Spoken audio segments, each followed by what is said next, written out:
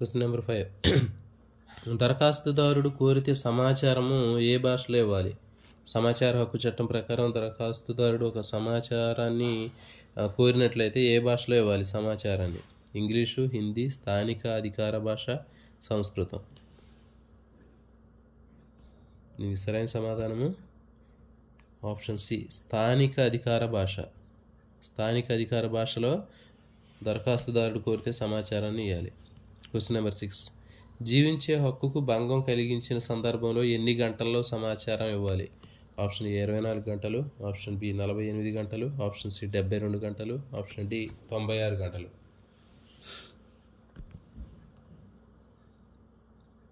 దీనికి సరైన సమాధానం ఆప్షన్ బి 48 గంటలు. జీవించే హక్కు భంగం కలిగించినప్పుడు 48 గంటల్లో సమాచారం ఇవ్వాలి.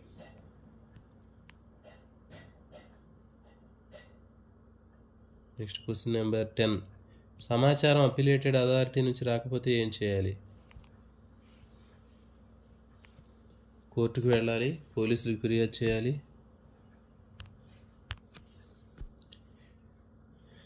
జీవించే హక్కుకు భంగం కలిగించిన సందర్భంలో ఎన్ని గంటల్లో సమాచారం ఇవ్వాలి అంటే దీనికి సరైన సమాధానం 48 గంటల్లో సమాచారం ఇవ్వాలి. Question number 7. దరఖాస్తును ఎవరికి ఇచ్చిన తర్వాత రసీదు తీసుకోవాలి?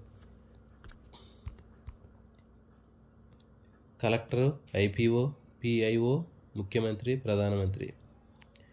దీనికి సరైన సమాధానము పిఐఓ. Question number 8. సమాచారం ఇవ్వడంలో ఇబ్బందులకు గురి చేస్తే ఎవరికి ఫిర్యాదు చేయవచ్చు? పోలీస్ కమిషనరు, రాష్ట్ర సమాచార కమిషన్, కోర్టు, ప్రధానమంత్రి. దీనికి సరైన సమాధానం ఆప్షన్ బి, రాష్ట్ర సమాచార కమిషన్. రాష్ట్ర సమాచార కమిషన్కి ఫిర్యాదు చేయవచ్చు సమాచారం ఇవ్వడంలో ఇబ్బందికి గురి చేస్తే. Question number 9. ప్రతి ప్రభుత్వ కార్యాలయాలు ఎన్ని అంశాల సమాచారాన్ని ఉచితంగా అందించాలి? 10 అంశాలు, 15 అంశాలు, 17 అంశాలు, 20 అంశాలు.